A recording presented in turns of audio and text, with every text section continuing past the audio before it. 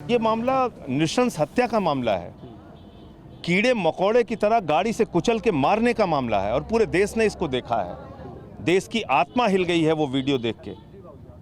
इस तरह से जानवरों की तरह आप कुचल के मार दे रहे हैं लोगों को। तो इस पे अब तक कोई कार्रवाई नहीं हुई। मंत्री खुलेआम घूम रहे हैं, उनके बेटे खुलेआम घूम रहे हैं। आप पे 302 हो जाए, हम पे हो जाए, किसी पे हो जाए, उसको पकड़ के जेल में डाल दिया जाता है। तो कहाँ है न्याय? आप कैसे राजनीतिक न्याय लोगों मिलेगा? को भी आने के लिए रोका जा रहा है। 56 घंटे तक मुझे पुलिस हिरासत में रखा गया। 56 घंटे तक मैं पूछता रहा, भाई मेरा अपराध क्या है? क्या मैं शोक संवेदना व्यक्त करने नहीं जा सकता? कौन सी हिंसा हो गई बताइए? मैं यहाँ पे आया, मिल के चला जा रहा हूँ परिवार से, क्या हो गया? लेकिन यही काम करने के लिए 56 घंटे तक मुझे इंतजार कराया गया। क्यों? क्योंकि न्याय नहीं देना है।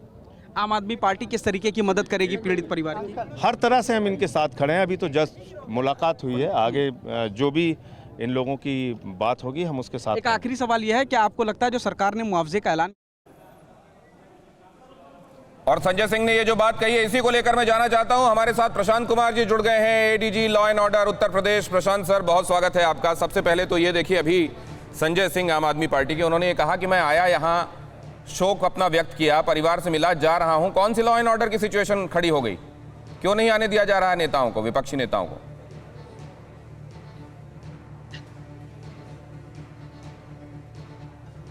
इसमें मैं इन सब चीजों में जो राजनीतिक बातें हैं उस पर मैं कोई कमेंट नहीं करना चाहता। मैं सिर्फ आपके चैनल से यह स्पष्ट कर देना चाहता हूं कि जो प्रारंभिक रिस्ट्रिक्शंस लगाए गए थे वो कानून व्यवस्था की स्थिति ना बिगड़ने देने के लिए ही किया गया था, और जो वहाँ के स्थानीय डीएम और एसएसपी का जो असेसमेंट है उसके हिसाब से सभी लोगों को रोका गया था। ऐसा नहीं था कि किसी एक व्यक्ति विशेष या किसी एक ग्रुप विशेष को रोका जाए।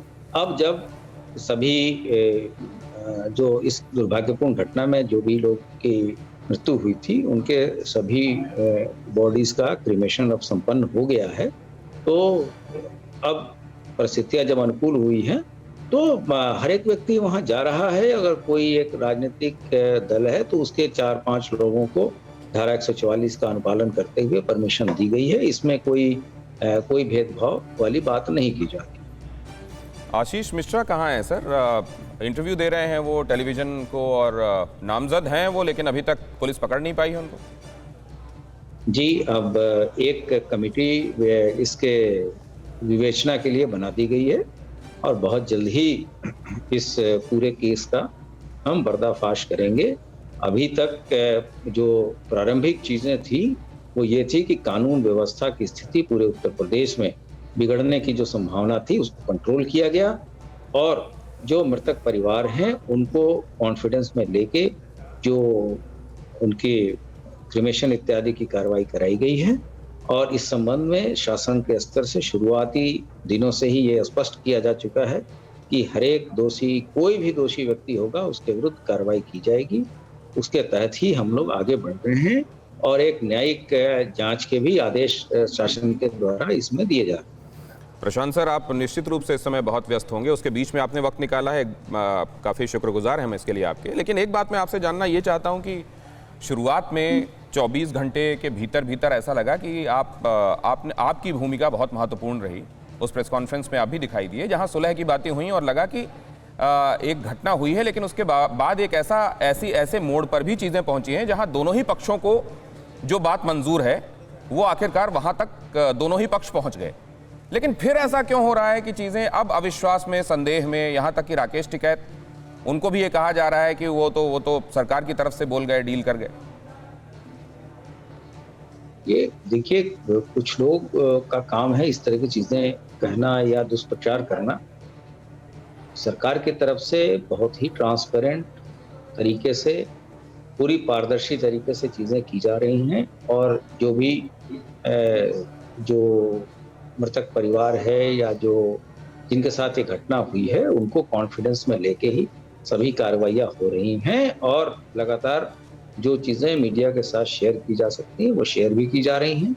यहाँ ये भी मैं आपके चैनल के माध्यम से स्पष्ट करूंगा कि स्थानीय प्रशासन ने जो विवेचना के लिए टीम बनाई है उन लोगों ने एक व्हाट्सएप नंबर और एक ईमेल आईडी भी सर्कुलेट किया है सोशल मीडिया के थ्रू, जिसके द्वारा कोई भी व्यक्ति कोई भी सूचना दे सकता है और उसका नाम गोपनीय रखा जाएगा। साथ साथ इस दौरान कुछ लोग कहीं दूसरे जगह का वीडियो, कोई दूसरे कॉन्टेक्स्ट का वीडियो भी इन चीज़ों से जोड़ के चलाने का प्रयास कर रहे हैं ताकि माहौल सही न रहने पाए।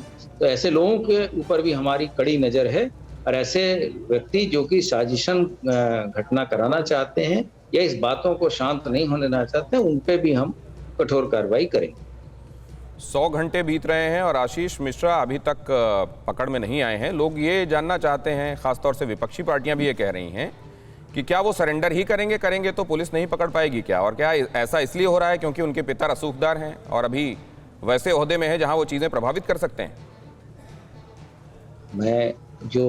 हम लोग अपने जिम्मेदारियों के प्रति पूरी तरह सजग हैं और हमारी जवाबदेही जनता के प्रति है, लॉ के प्रति है, कोर्ट के प्रति है। हम बहुत जल्द इस केस का पर्दाफाश करेंगे और ये पूर्व में ही स्पष्ट किया जा चुका है कि कितना भी कोई रसूखदार व्यक्ति हो, अगर दोषी है तो उसके विरुद्ध कार्रवाई की जाएगी। और ये मैं नहीं कह रहा, राज्य सरकार के शीर्षस्थ अधिकारी के द्वारा ट्वीट करके ये बताया जा चुका है।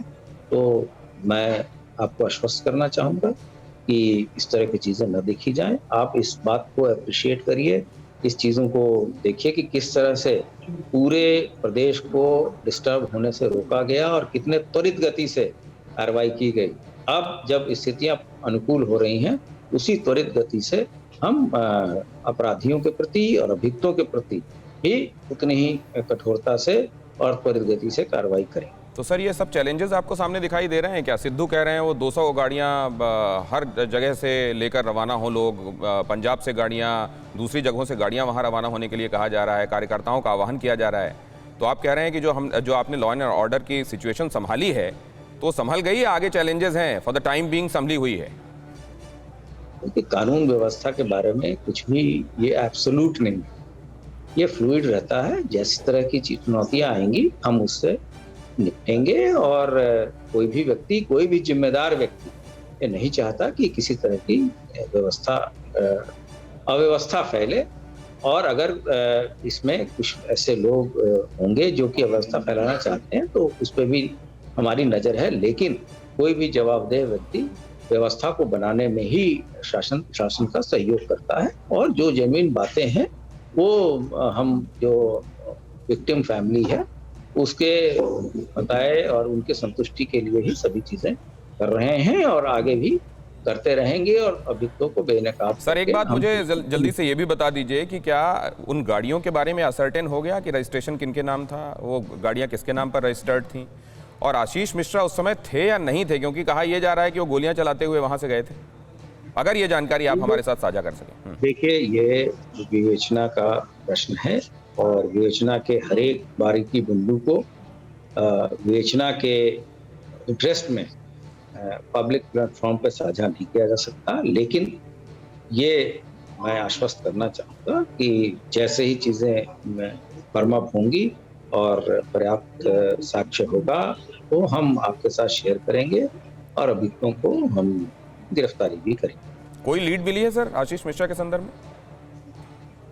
ये तो बेचना चल रही है और जब कुछ मेजर ब्रेक थ्रू होता है तो हम आपके साथ सभी चीजें शेयर करें। शुक्रिया वक्त निकालने के लिए Prashant sir. Prashant Kumar, ADG law and order Uttar Pradesh, अड़ी में हमारे साथ बातचीत करते हुए। बाकी मेहमानों के साथ मैं आगे चर्चा बढ़ाता क्योंकि अब बहुत महत्वपूर्ण बिंदु इसके बाद अब हमारे पास हैं, लेकिन वक्त मुझे रोक रहा है ऐसा करने से, इसलिए माफी के साथ सभी मेहमानों का धन्यवाद करता हूं। आपने वक्त निकाला, हमारे साथ जुड़े, आप सभी का बहुत शुक्रिया। फिक्र आपकी, सोमवार से शुक्रवार रात 9 बजे सिर्फ TV9 भारतवर्ष पर।